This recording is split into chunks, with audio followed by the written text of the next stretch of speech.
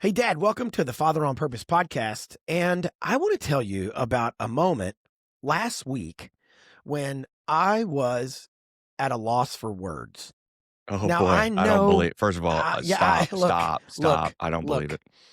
I know what many of you, including my unpredictable co hosts, are thinking. What? Kent Evans at a loss for words? And the reason I was at a loss for words is because of the power of a question that was posed to me. So I'm going to tell you about that in a minute.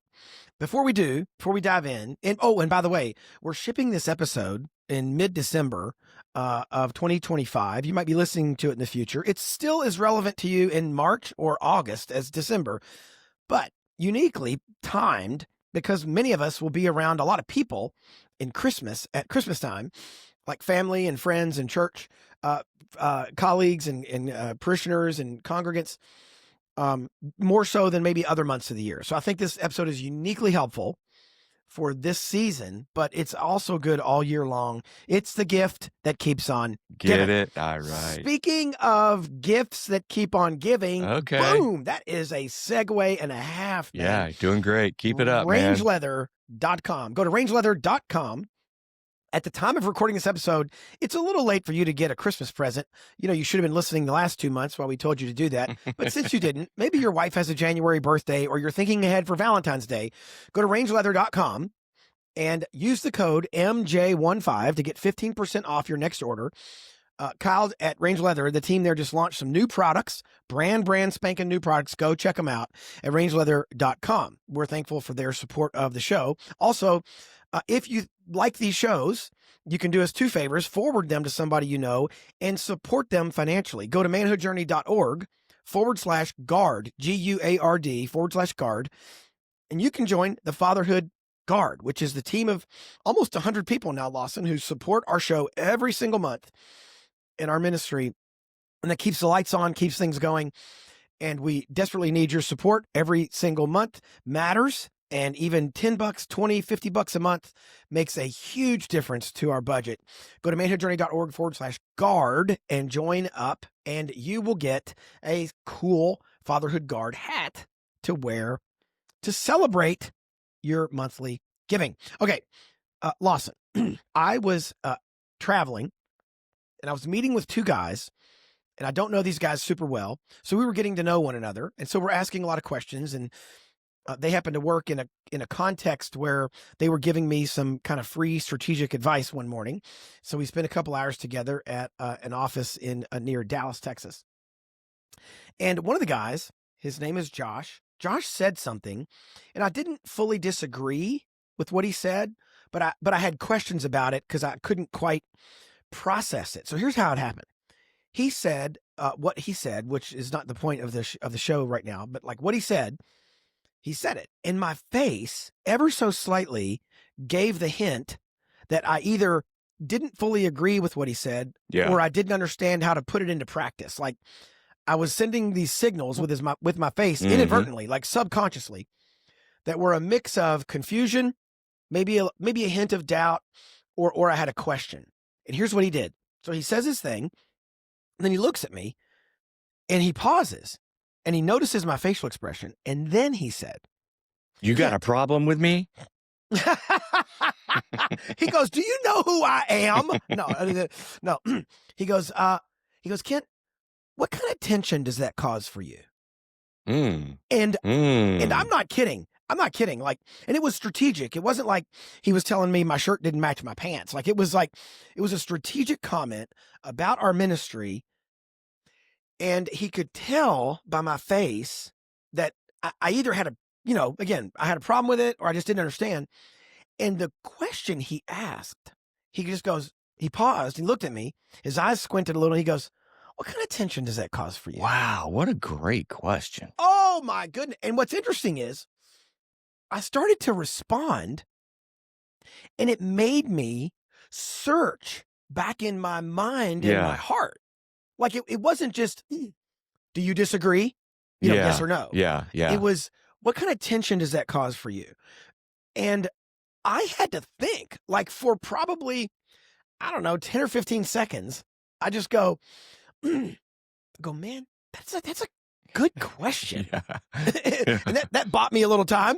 And then I was like, man, that's a good question. Like I was just like, shoot. I felt like, the guy in the old westerns, where you Anytime draw and you somebody fire. stumps Ken Evans, I'm down Oh for my it. goodness, man! I feel like you draw, you fire, and I had been shot, and I just was kind of like tipping over ever so slowly because I had no response because he made me Yeah. really think about his comment, and he had put his finger right on the issue. Right. It wasn't even that I disagreed or that he was wrong or that I had some big axe to grind.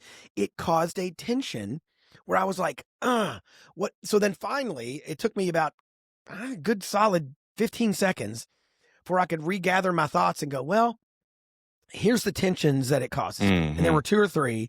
And then we started talking about whether those tensions were like, real or imagined or could be worked through, etc. It was just one of the more, and later he asked me another really powerful question. I forget the nature of that second question, but I just remember several times in one meeting, this guy asked brilliant questions and then contrast that with so many guys that I am around, and I'll leave them all nameless and just call them, Lawson. There's this one guy named Lawson, and it's this big combination of like 100 guys, and they don't ask hardly any questions, right?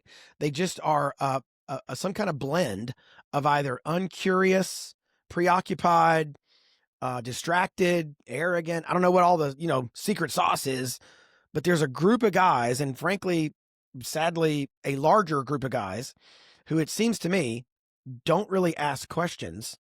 And then there's a group of guys who ask questions, but they're leading and they have a lot of bias and attitude in the question.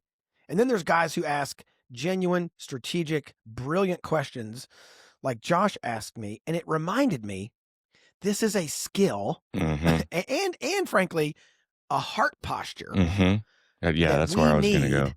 That we need as men and as fathers, and in particular, it comes in real handy around Christmas. Yeah, we talk about this a decent amount, just listening and being a dad who is, has got a heart to be informed of what their kids are thinking or going through or feeling or whatever. And I think the last episode was something like Blake asks the best questions. He does. That's true. However long, a few months ago. I like to get Blake and Josh in the same room and just watch them go at it. That'd be amazing. Yeah, no doubt. But as we are here amongst the holiday activities, I think it's an interesting. It's a good time to kind of think about this for a couple of reasons. You called it a skill. I think to a degree it is a skill, but it starts with that heart posture that you're talking about. Like if you want to develop a skill, well, first of all, you need to want to do that, right? And so I think having the heart for it is the first step, like really kind of searching and seeking and asking, God to kind of fill you with this curiosity, this natural and genuine curiosity to hear and to learn and to talk less and listen more, I think is a good kind of starting point for what we're after here today. And so, as we approach the holidays, we're going to be interacting with probably people in our family and friends that maybe is not as common an occurrence. And so let's use these as opportunities, to kind of hone this and seek, not reward, but like seek affirmation, I guess, that being a better listener really can make you a more informed dad, friend, husband, family member.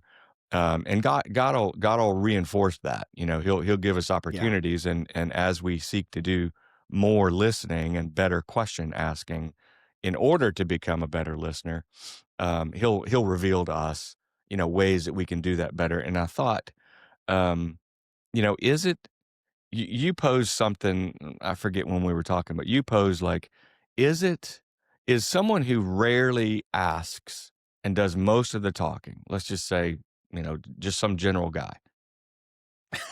Kent, Yeah, circa let's age not go down the 38. road. Right. That's and, I And mean, look. circa last week as well. Yeah, yeah, yeah, yeah. Um, so is it what is it that makes someone talk all the time, mostly Yeah, about yeah. themselves or their kids or their business or their experiences? And if you bring something up, you get about a minute or two, down the road in your Right. story, which triggers a memory for them, and That then they take reminds back me. over. Do what? It's like when you say, "Yeah, I have 5 children," and they go, "Oh, that reminds me. My Yeah. favorite number is 5, and when I was a kid," and you're like, "Okay, Right. I was just about to tell you my kids' names, but forget it. You Yeah. know what? Forget Anyway, it." go ahead with your, taking back over. But you had posed like, is it arrogance? Is it Yeah, insecurity? Is it a lack of self awareness? Maybe is it, or is it that they're trying to, what they want to do is talk to you about their experience or their family because they do have like they want to help you, yeah, but I mean, part of helping someone is to really understand what it is that their perspective is about yeah, or where they're coming from or what they've struggled with, whatever. And so there's some degree of like a spectrum of like, why is this happening? If you find yourself yeah, talking too much and being kind of known as that person that is generally the storyteller and never lets, never allows for a word to come in edgewise from anyone else.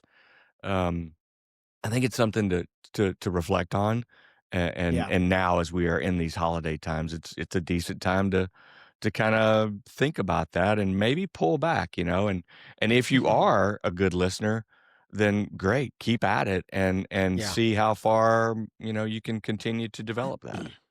Yeah. Well, Alex, the other day, you, me, and my son Alex were on a call, and we were talking about this topic as a potential podcast episode. And I thought Alex asked a brilliant question, which, ironically is part of the message here, right?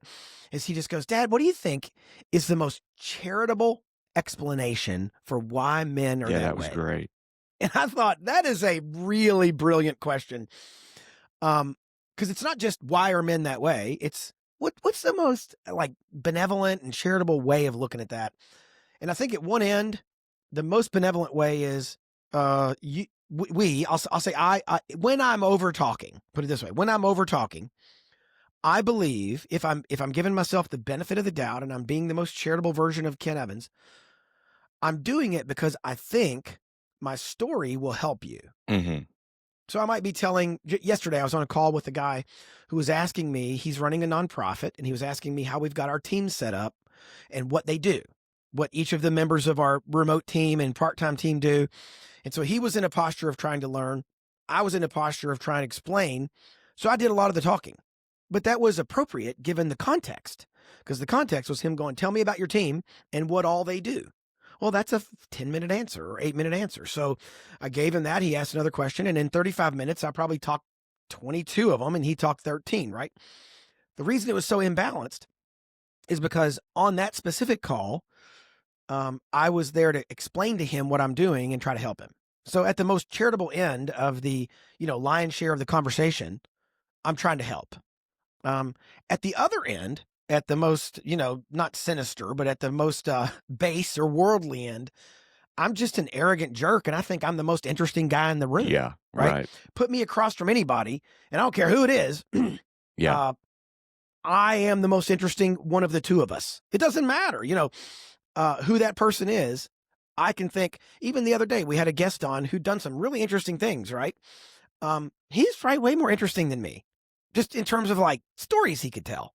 Super. If we're in the room, I should just be drawing those out. But if I'm really arrogant, or if I haven't had my coffee, or I haven't had enough sleep, I'm the most interesting person in the room. I could be across from, a 5-time World Series champion, a person I actually know, and think, you know what? I could just regale him with fascinating stories.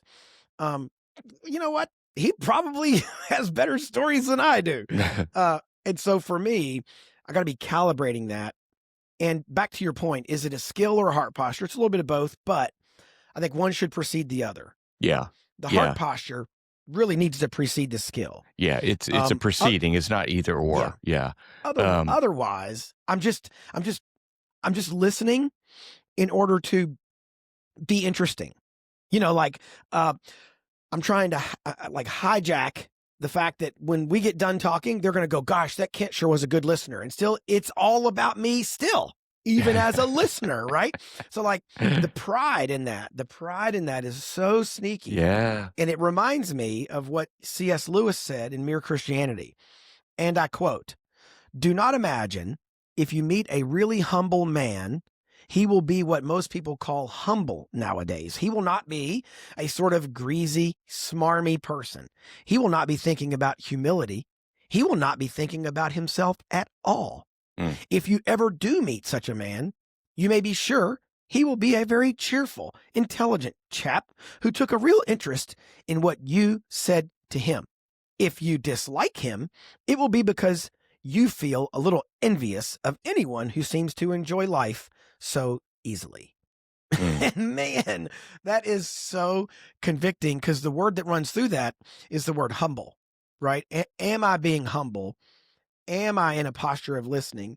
Am I in a posture of understanding? Everybody I meet has something to teach me, probably many somethings. And is that my heart posture? If it is, Yeah. the questions will flow naturally and the listening will come naturally. Yeah. He will not be thinking about humility. He will not be thinking about himself at all. I love that. And the So other thing great. that I love is he says he'll be a chap who took a real interest in what you said to him. So I was thinking, like, why do people listen? What are some reasons that people listen? Mm. If we're talking about heart posture, we're talking about kind of the behind the scenes, not the actual act or developing a skill or the moment that you're in a conversation with people. Um, if they're a new relationship, they're a new person to us. Here's what I thought. Just some thoughts to throw out here. People Mm. listen to connect like a location. It's interesting to me how many times someone says, "Yeah, I'm from Macon, Georgia," and the other person immediately like, "Oh yeah, I drove through Macon one time," and then Yeah. that like I don't know. It's interesting to me how we seek like, "Yeah, I've been there. I know where you're talking about." Um, they connect Well, for and Lawson, can I pause for a second? For all the people who ask me where I'm from, let me just real quick. I'm sorry, just give me a minute. I'll say I'm from Louisville, and they'll go, "Oh yeah, yeah, yeah, I know Louisville," and it's like, okay, um, we are not known in Louisville for how we mispronounce our own city's name, but maybe we are. Maybe we are. yeah. But I get corrected by people all around the world who go, "Oh, yeah, Louisville," as if they have lived here their entire life and know how to say it. Okay. If you want to, it's Louisville. There, Louisville. replay it, rewind. It's Louisville. It's not Louisville. And so, look, all the people who think they're doing me a favor by connecting, quote unquote, with me over the pathetic mispronunciation of our city's name, you're not. So knock it off. Oh my gosh. Sorry. I Now back smell to our it. regularly scheduled programming. Yeah, I smell a pet peeve there. Alex, cut all that Yeah. out because he sounded like a Wolf. weird. Sorry. All right, so new people you're meeting. Mhm. People listen for mutual benefit, like what you were talking about before. Like you really were. I think generally, you have a posture like you're like, oh, cool, I know that. Like here was my experience, and then be careful, you'd be off and running before you know it, and took over the conversation. To learn is another That's reason. a comment about what I did a few minutes ago. Exactly right. With I see what you're doing.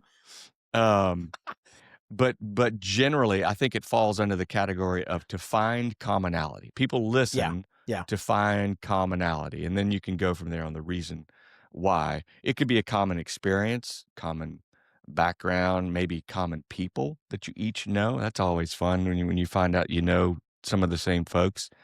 Common interests or hobbies, places that you've been. It's generally from a new relationship standpoint when you're meeting someone. It's just a natural inclination, I think, that we try to find something in common. And so then I think the challenge for that, now I want to get into something else too, where maybe you are familiar with someone, as in us dads are familiar with our children, are familiar with our wives, and so there's a different, maybe sometimes reasoning behind why we might be listening versus a new a Mm, person, a yeah. conversation with a person that is new.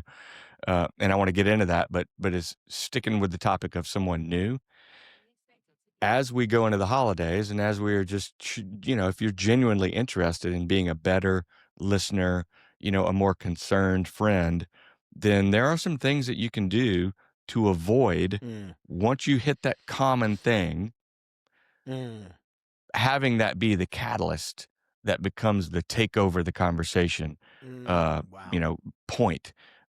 Proverbs 18, verse 15 says, "An intelligent heart acquires knowledge, and the Mm, ear of the wise seeks knowledge." So mm, let's be a person with an ear of the wise that is seeking knowledge, not just the first time you come into something that's common, yeah. that then you're off and running on some story that it reminded you of.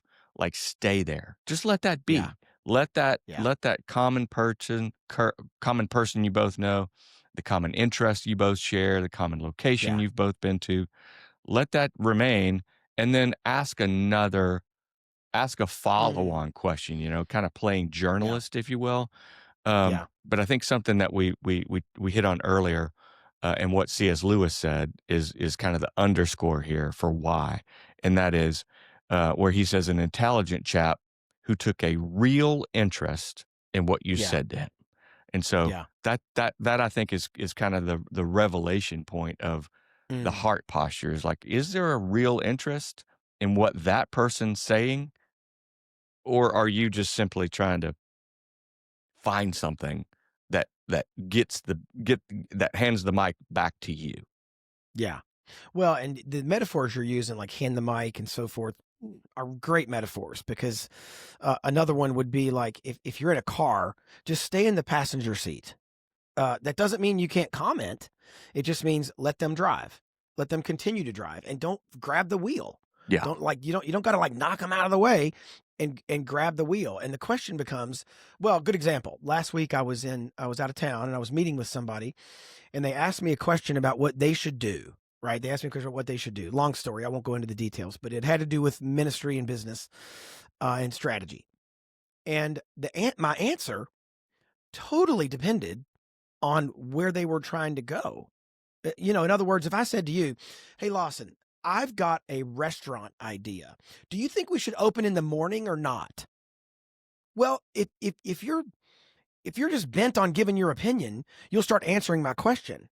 But a really sensible next question would be, well, what What kind of kind of food are you restaurant are we serving? talking about? Yeah. Yeah, exactly, right? Breakfast Because you go, place? You well, ought it's to, going to yeah, I'd say depend. yeah. Yeah, if you're serving eggs and bacon and you're not going to be open at 8 a.m., you're an idiot. And so, for us, sometimes we're so bent on stating our opinion, right, that we don't even ask clarifying questions in order to be helpful. So this guy said, "Hey, what should I do?" And I said, "Well, help me understand something. I feel like you're at a fork in your journey. Are you going this direction with this kind of strategy? Or are you going this direction with that kind of strategy?" And he pointed like I was Yeah. holding something, which I wasn't, but he pointed at my second hand and goes that direction. I said, "Awesome. In that case, because you gave me information Yeah. about where you are trying to go, I can now give you a more informed answer Yeah. as opposed to just running my mouth." And so for me, he was staying in the driver's seat. I was just it's like it's a metaphor, right? We were pulling up to an intersection and he was saying, "Should I turn left or turn right?" And then I was saying, "Well, that depends. Yeah. Where are you Where are you trying to going? go?" Yeah. Because if we don't know that, then it doesn't really matter, Yeah. right? It's If his Alice in answer is like, Wonderland. "Oh, I have nowhere to go right now. I'm just driving around." You go, "Well, go either way. Right. Whatever." Yeah, exactly. Yeah. If he's like, "I just want to burn time," then it doesn't flip a coin. So for us, to your point, man, as we walk into the holidays, we're going to see a lot of people that we already know. Odds are, we'll see a bunch of people we already know. It's your brother-in-law, it's your sister-in-law, it's your cousin, it's that uncle, it's that friend. I would encourage you just to think about what's something I could learn about that person who I maybe have known for 2 years or Yeah. 5 or 15 Right. years that I've never known before. It's a good challenge. I think that's a good, Yeah, fun it'll challenge. it'll Like, yeah, make I've you known this guy for a curious. long time, but I am determined I'm gonna find out something new and get them to go down the road maybe they haven't visited, in a while. I think, for our kids' sake, for us as dads, I want to just kind of pivot just a slight bit here, and bring it back to not just interacting with somebody we haven't seen in a while or whatever, and the kind of the thought process of let me try to hone my listening skills. Yeah, I want to do that. We all ought to want to do that. But how can we be a better dad? How can we Yeah. use this in a Yeah. way? Proverbs 20 verse 5 says, "The purpose in a man's heart is like deep water." Now think of your kids. The purpose in your Mm, kid's heart is like deep water, but a mm, man of understanding will draw it out. And so substitute again, but the dad of understanding will draw it out. that's right. And so our kids have these thoughts and they can be like deep water. Their hearts can be like deep water. They're struggling with something. Sometimes it's really hard to get in there and get them to talk. And the way to do that is not tell them lessons from your life, of when you struggled with that back then. Things are so Mm, different nowadays. It may or may not be relevant, but get them to talk. And the way to do that is through questions. And something I just want to throw out and get your thought on here, Kent, is we got to be careful sometimes too when we're familiar with a person. This is what I was thinking about this morning with coffee. Sometimes I find myself asking questions with a motive that's yeah. not pure.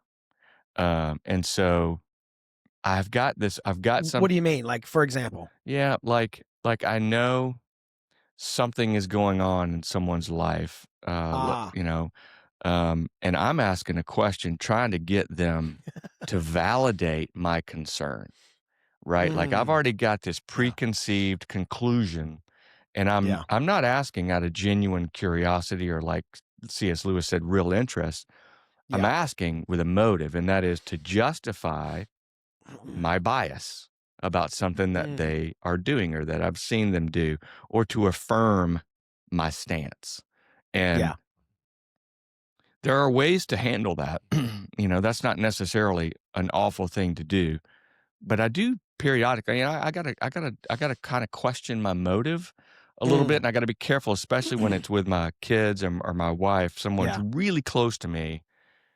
It can seem like I'm doing this, like like I don't think they know that I'm doing this, and it's it's so But it's probably transparent. fairly Like, obvious. I know why you're doing this, Dad. Hey, Like, Lawson, a few years ago, you were really struggling with being a moron. Um, has it gotten any better? Right, Has right. it gotten any better? Because, Like it's clear I'm trying to catch them. Like, come on, man. That's not being a humble person that is man, no trying to kidding. get to the bottom of. So, are really interested. There's a Right, difference there. right. Well, and what's interesting? Um, so I want dads to hear. Uh, Jesus is the model man, Yeah. and God the Father is the model father. So I'm not trying to become, Dale Carnegie or you know, Billy Graham or trying to become another person who just had good Q&A Right, skills. right, right, right. That's not it's not the motive. The motive is, can I be more like Jesus? So what I find fascinating is Martin Copenhaver wrote a book years ago, about 10 years ago, called Jesus is the Question. And then the subtitle of the book is fascinating, right? It's the 307 questions Jesus asked and the 3 he answered, Wow. which is Wow. fascinating. Yeah. When you go back, and there's some debate on whether you use original language or count them twice if they were repeated. But bottom line is, Jesus asked over 300 questions, and he was asked somewhere around 180. People debate, but it's 175 to Close and 195. Like it's plenty 180. close. Point is, for every question Jesus was asked, he asked almost 2. He asked quite as many questions Right. as were asked of him. Or answered a question Which, with a question. well, yeah. And so what's fascinating to me is, here is the creator of the universe, right? John 1, Colossians 1, everything that was made, every atom, every drop of water, every force, every blade of grass was made through Jesus. There's nothing to which he would not have an articulate answer. Nothing at all. There's nothing to which he would not have an articulate answer. Yet, he asked a lot of questions, which leads us to, well, why did he do that? Right. And I'm sure there's lots of reasons. One of which is he wanted, kind of like Josh did with me down in Dallas, he wanted us to stop and think. Right. He knows how our brains work. I think that's He the knows how our point. brains work. He built our brains from scratch, right? From nothing. He created our brains. So he's like, you know what? This guy's going to be much better off if he has to wrestle with the question and answer it than if I just tell him how it's going to be. Even though I could, he'd be better off. And it's a benevolence. It's a kindness to say, how do you think we should solve this problem? Or do you want to be well? Or have you not read the scriptures? And the questions he asked were not meant to embarrass people. Well, occasionally he was asking a question in order for someone to realize how stupid they are. That's true. That's for sure true. But for the most part, he was asking questions so that the person answering them would be better off. Yeah. Even for those people he was catching, like the Pharisees often, he'd ask them a question where in the end they were like, well, when they said, how was John's baptism? Was it from heaven or not? When he asked the Pharisees that, they were like, hey, listen, wait a minute. We got to be careful how we answer this. Right. Because if we say this, and then they're He's going to paint us into a corner. So you know what? We don't know. And Jesus knew, he knew when he asked them, their answer would be, we don't know. Right. Why? Because it put them in a position, hopefully, cross your fingers, that they would actually be humble enough to go, man, maybe we should learn. Yeah. Now, some did. Most didn't. Most of the Pharisees didn't. But some did. Some Pharisees were pivoted, and they believed. But his questions weren't with the intent to trap, but they were sometimes with the intent to expose how stupid we are. But that shouldn't be our bias, right? That shouldn't be our bias. I'm not Jesus. I'm not the savior of mankind. I don't want to ask questions just so people walk away going, golly, I sure am stupid. That's not what I want to do. That's more his purview and his right than mine. However, for our kids, sometimes we do need to ask them questions so that they wrestle. And sometimes they wrestle and realize, shoot, maybe I am off base on this. Yeah, and keep them opening up too. Yeah. And you got to know the moment. Right now is not always the right time. You can, what I'm saying? Like you can find that is a tough lesson for me to have learned. You can design the right time, and sometimes waiting is the better move. But here are some thoughts on like when you're as dads, when we're interacting with our kids. I'm not at all trying to compare myself or any dad with Jesus. But the point is, Jesus knew, but he still asked a question. So as dads, sometimes we know, and so it's not always easy to keep ourselves from saying, "Oh well, I remember when I was a fifth grade too, and the bully did so and so, and here's how I handled it," and blah blah blah. And then you take over, and next thing you know, your kid is just in listen mode and can't get a word in.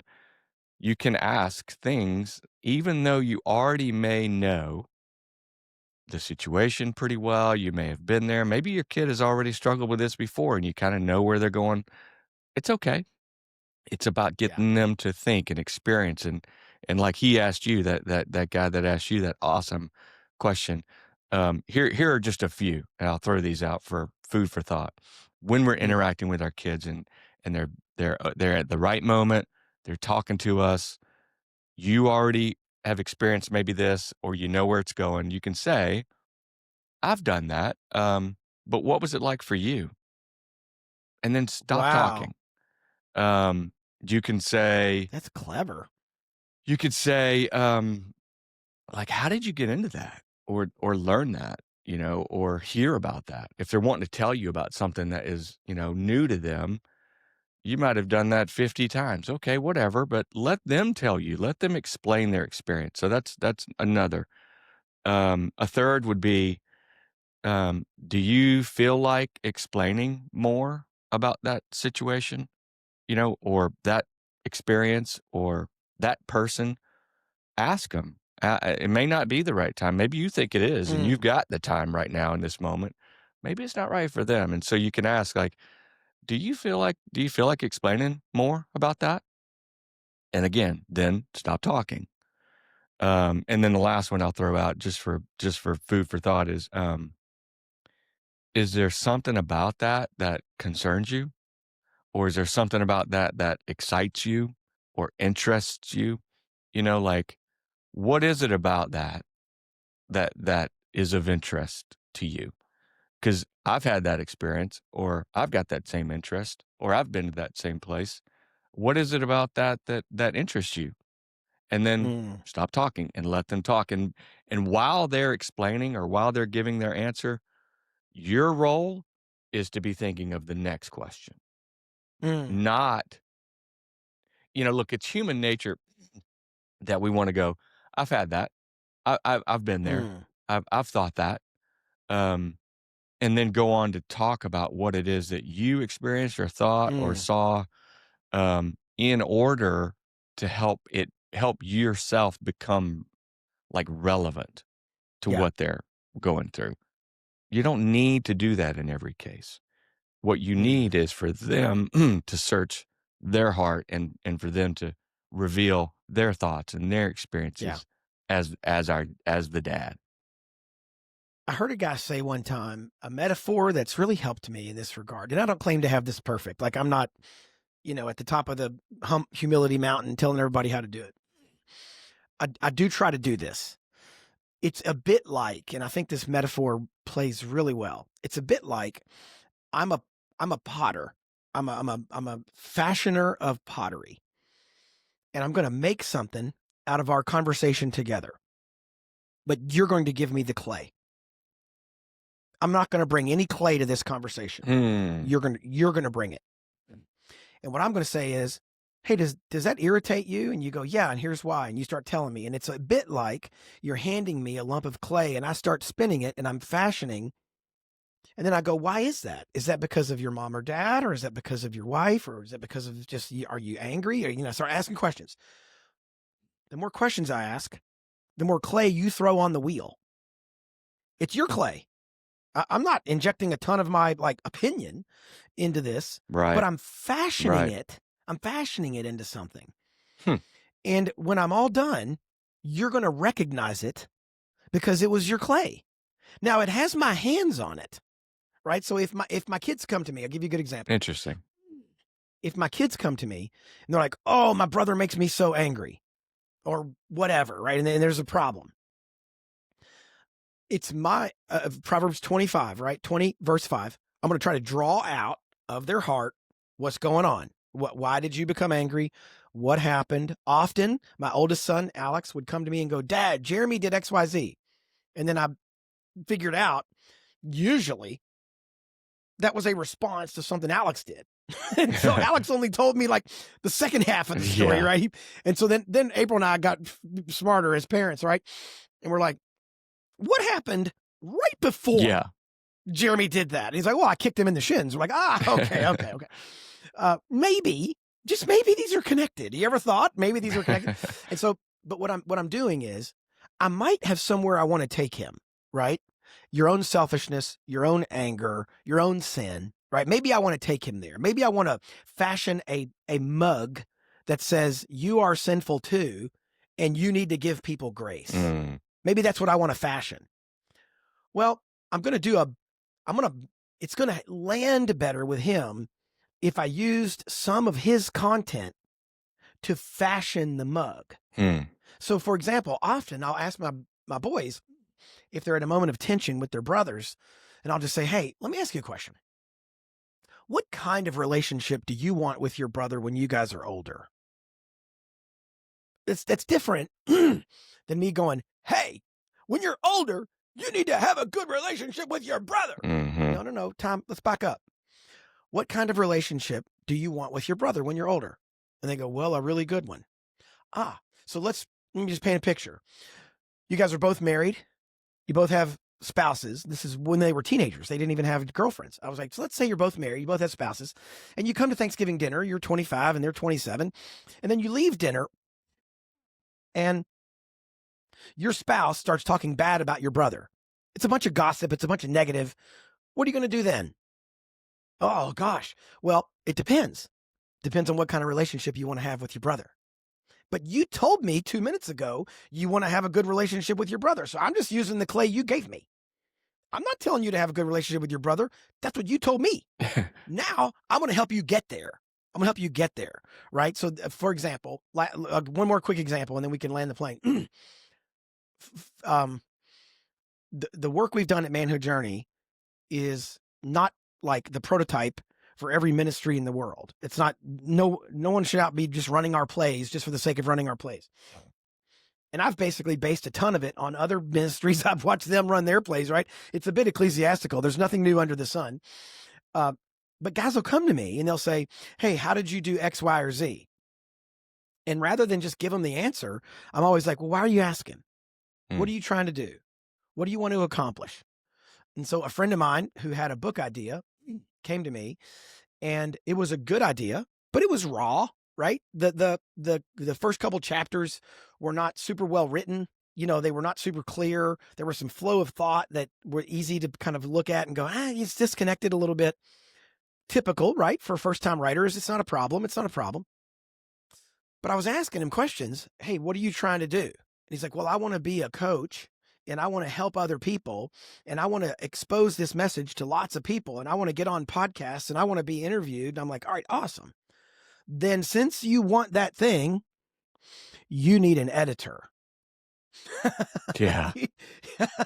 Because if you don't get the grammar right in your book and your flow of thought is unclear, you'll never get on those podcasts you just mentioned that you want to get on.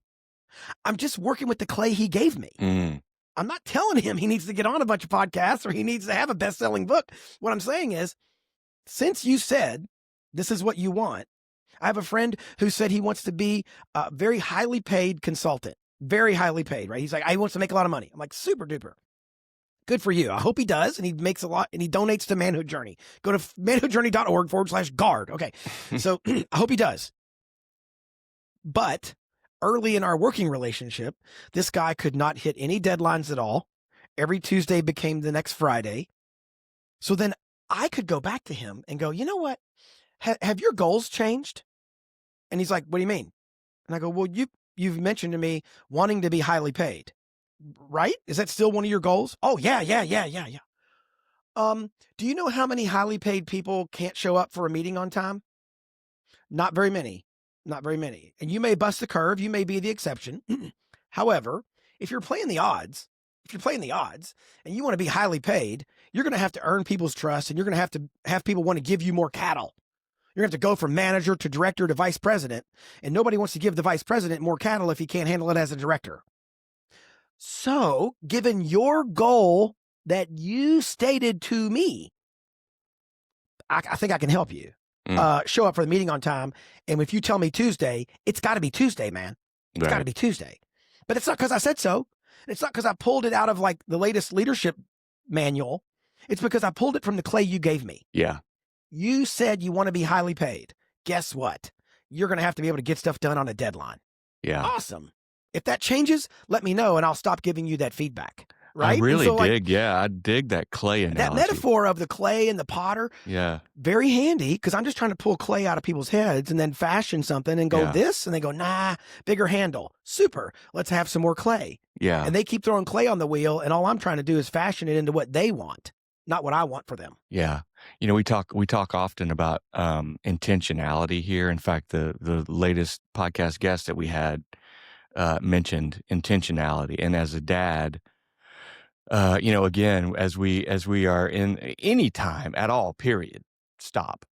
But we also have a greater opportunity, I think, in these holiday times when kids are out of school, when family is visiting, when kids are interacting with people they haven't interacted with in a while, and or we're off work and we have time.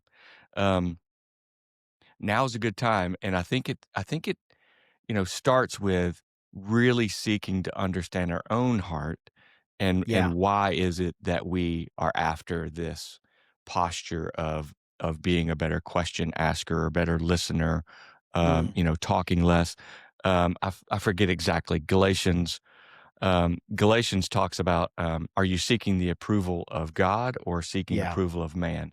And if our motive is seeking approval and Mm, wanting to be liked by other people in our lives and therefore trying to wow them and gain notoriety and make people laugh, and that's all great. That's all nothing it's not that's not makes you a bad person, but it doesn't get to the heart of what is on our kids' mm, minds when we are dominating the conversations and when we are missing these opportunities to mm. ask and ask and ask and seek and from a real heart of real interest, like C.S. Lewis says, Yeah, and like Jesus modeled for us. He already knew the end goal. He knew the answer. He knew what was on that person's heart.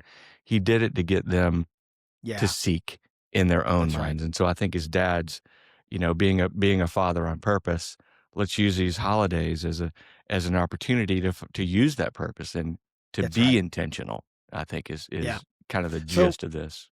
as you're walking into your Christmas holiday event, or if it's January or March or June when you're listening to this, Right. the next time you're walking into a meeting, you're walking into somebody's house, what if you stopped on the stoop and you just said, "Hey, God, help me be humble and help me be curious. Right. Help me be humble, help me be Perfect. curious." And if you do that, man, odds are you're going to learn some way you can help somebody. Yeah. Let's go. And then you can apply that at home. You can apply that as a husband. You can apply that as a dad. I know that you will go do this, Dad. Yep. Because, you like this segue, Lawson? I You are not a father on accident. So go be a curious and humble father on purpose.